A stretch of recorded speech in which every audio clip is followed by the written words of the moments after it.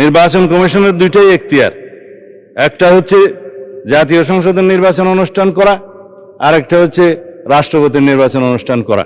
এটা হচ্ছে constitutional mandate,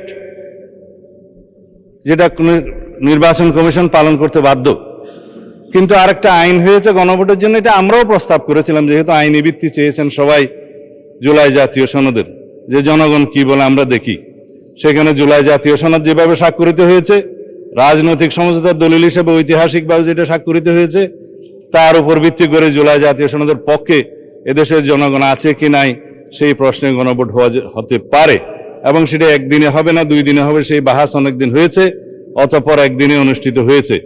এবং সেই ব্যালটে গণভোটে হ্যাঁ এবং না লেখা ছিল, কিন্তু এই আদেশটা মাঝখানে জারি করে আরেকটা প্রশ্ন ওখানে ইন্ট্রোডিউস করে দেয়া হয়েছে, যে এই প্রশ্নে গণভোট দেয়া হলো 4টা প্রশ্ন, যে এই প্রশ্নের মধ্যে একটা বিশাল প্রশ্ন জুলাই জাতীয় সনদের সমঝোতা হয়নি, এটা একটা জবরদস্তিমূলক আরোপিত আদেশ করে সেই আদেশের একটা প্রশ্ন গণভোটের মধ্যে দেয়া হলো, যেটা আমার পড়তে লাগছে 3.5 ঘন্টা।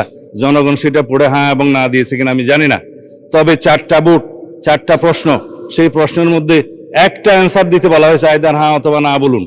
কিন্তু 4টা ভোটে তো 4টা প্রশ্ন থাকা উচিত ছিল, যে আমরা কোন কোন প্রশ্নে হ্যাঁ বলবো, কোন কোন প্রশ্নে না বলবো, সেই অপশনও ছিল না। আমি সেই লম্বা বাহাসে যাচ্ছি না, তারপরও গণভোটের রায় যদি বাস্তবায়ন করতে হয়, সেই গণভোট এই আইন অনুসারে, সেই রায় অনুসারে সংবিধানে আগে সংস্কার আসতে হবে, সংবিধানে সংশোধন আসতে হবে।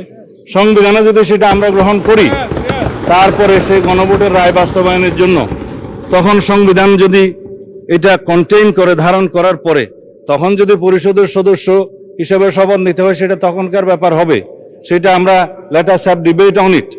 তবে এখন এই সংবিধান সংশোধনের জন্য আমরা এই সেশনে বিল আনতে পারবো কিনা সেটা যথেষ্ট সন্দেহ আছে।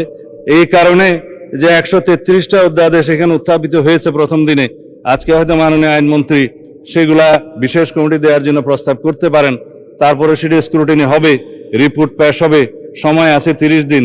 এটা কোনো কার্য দিবস নয়, পঞ্জিকা দিবস। 30 দিনের মধ্যে এই অধ্যাদেশগুলো সম্পর্কে আমাদেরকে ফয়সালা করতে হবে।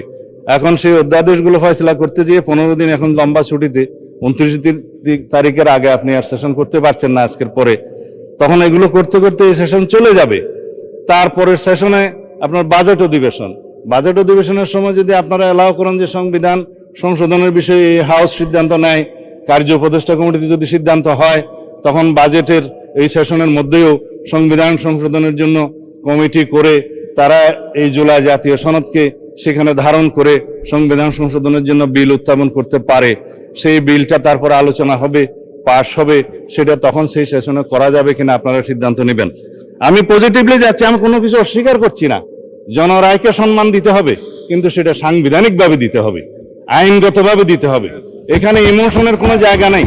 রাষ্ট্র ইমোশন দিয়ে চলে না, রাষ্ট্র চলে সংবিধান দিয়ে, আইন দিয়ে, কানুন দিয়ে।